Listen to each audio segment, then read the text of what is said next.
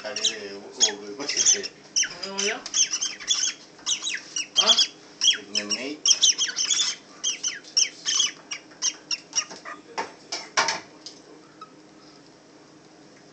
Kanina talaga nagagawa. Kaya talaga gumagano. Ay, tapos na.